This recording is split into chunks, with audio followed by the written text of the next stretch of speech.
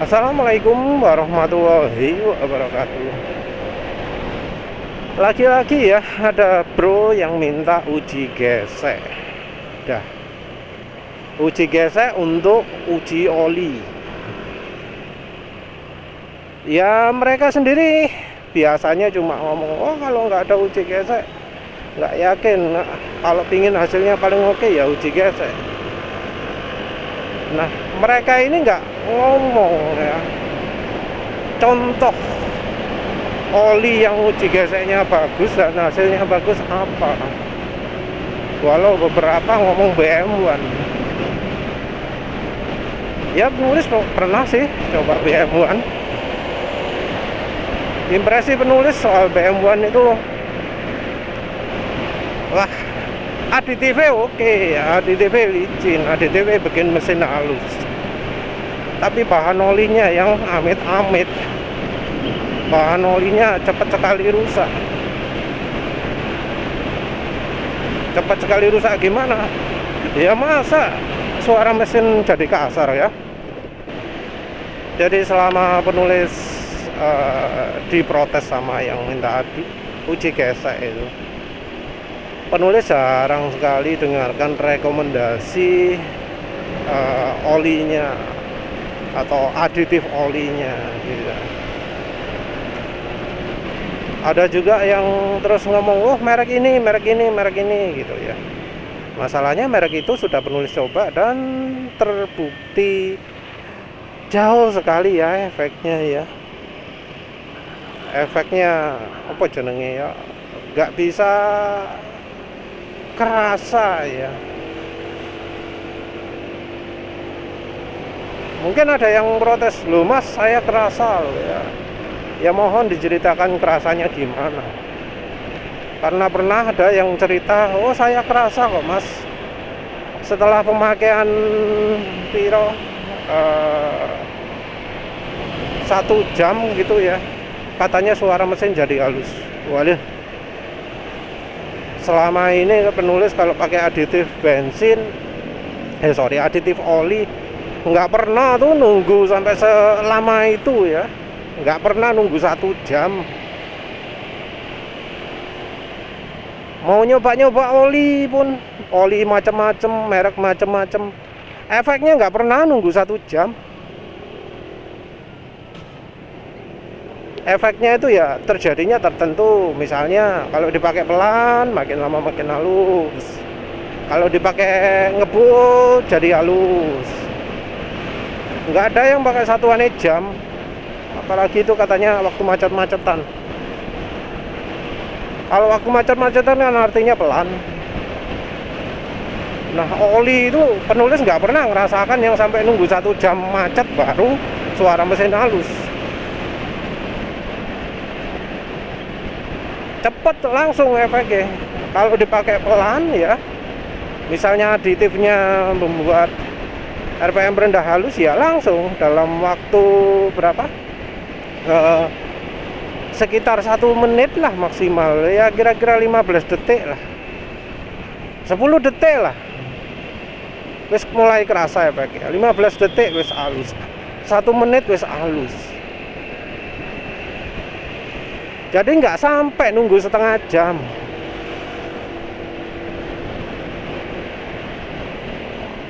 Mungkin ada yang ngomong, oh aditifnya perlu proses. Alah wis, penulisnya pak oli macam-macam, udah banyak merek oli wis mbuh piro ya.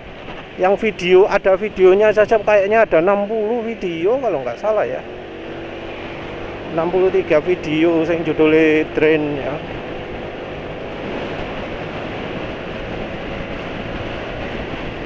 Jadi apa ya, efek sebuah aditif itu ya harusnya spontan lah.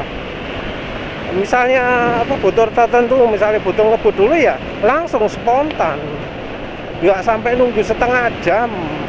Aditif apaan itu nunggu setengah jam, nggak jelas aditifnya. Apalagi kalau pakai minyak goreng, wah wis langsung set gitu ya.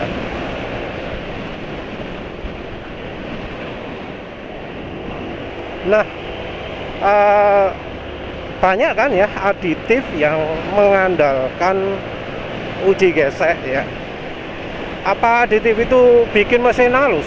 Nggak selalu ya, nggak selalu. Ingat bahwa yang paling banyak di oli mesin itu adalah bahan olinya.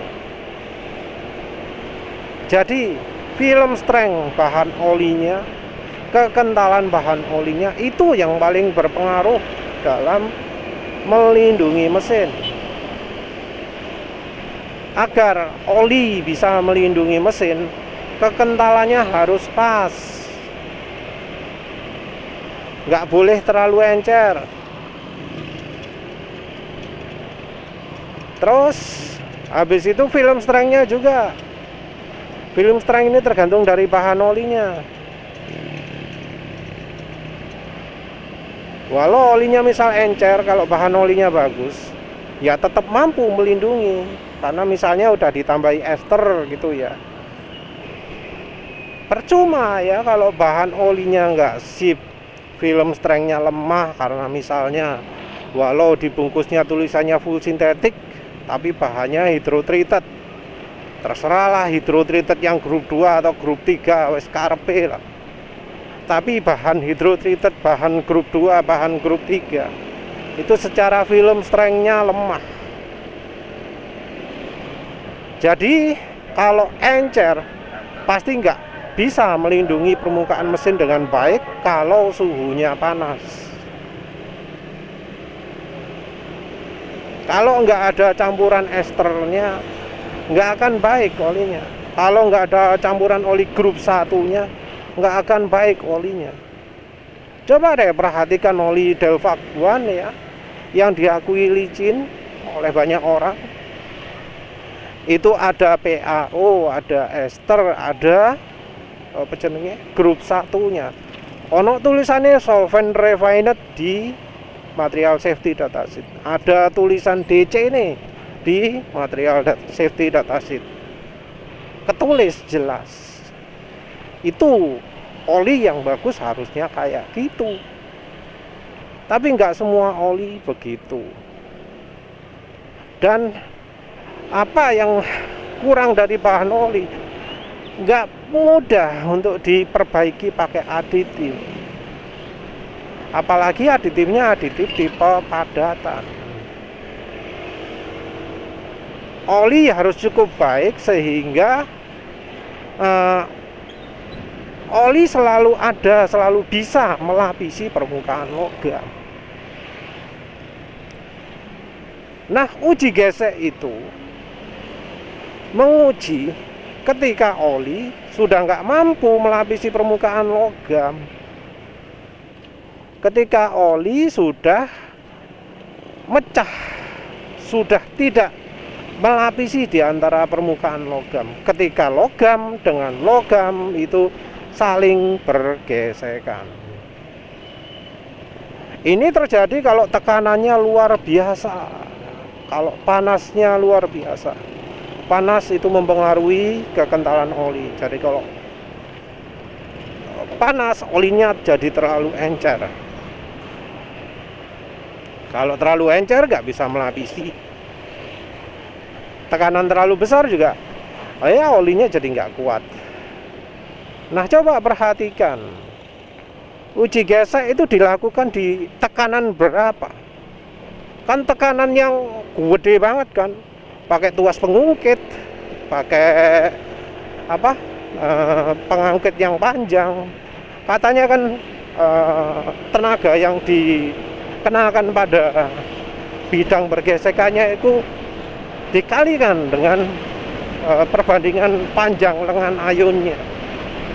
Walau bebannya cuma 1 kilo, 2 kilo, 5 kilo, tapi perhatikan panjang lengan ayunnya berapa.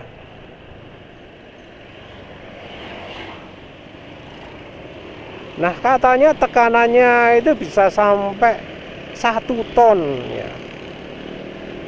Kalau ditekan kuat pakai pengungkit gitu bisa 1 ton. Nah, kalau 1 ton gitu atau 100.000 pon lah. Anggap aja 10.000 kilo.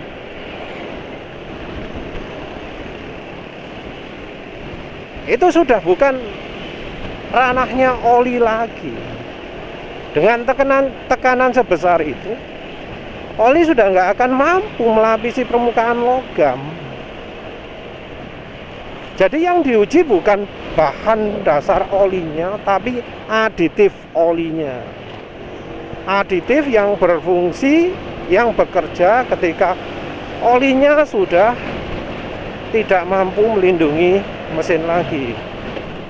Nama aditifnya adalah yang satu anti aus, yang kedua extreme pressure. Nah, kalau tekanannya sangat luar biasa, aditif anti aus nggak kuat lagi. Itu sudah masuk ranahnya aditif extreme pressure. Di oli biasa, aditif extreme pressure itu nggak banyak ya. Mengapa nggak banyak? Ya karena kondisi ekstrim itu harusnya jarang terjadi. Kayak di oli mobil lah ya. Aditif extreme pressure yang terkenal itu contohnya adalah molybdenum. Nah, kandungannya molybdenum di oli mesin itu nggak banyak, cuma sekian ppm saja. 100 maksimal wis itu guys, kalau oli mobil. Kalau oli motor matic mungkin ya bisa 300 gitu ya. Kenapa kok nggak banyak? Kan butuh katanya sales oli uji gesek. Kondisi yang membutuhkan hal itu ya hanya ketika oli tidak mampu melindungi. Dan bebannya berapa sih di motor itu? Berapa ton sih emang tekanan yang dialami pada piston? Berapa ton sih tekanan yang dialami pada bearing?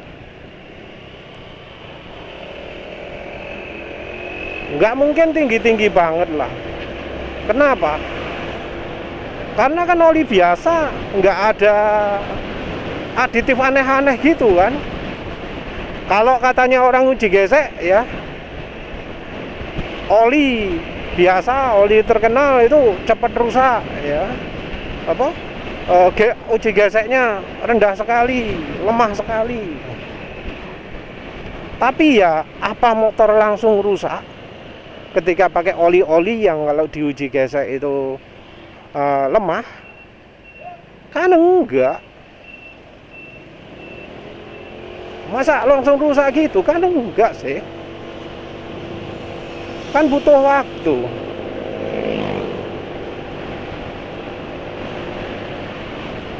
Apa ya dijamin kalau misalnya pakai oli-oli yang ditunjukkan sama uji gesek itu pasti dalam 20.000 km misalnya turun mesin? Kan enggak sih ya.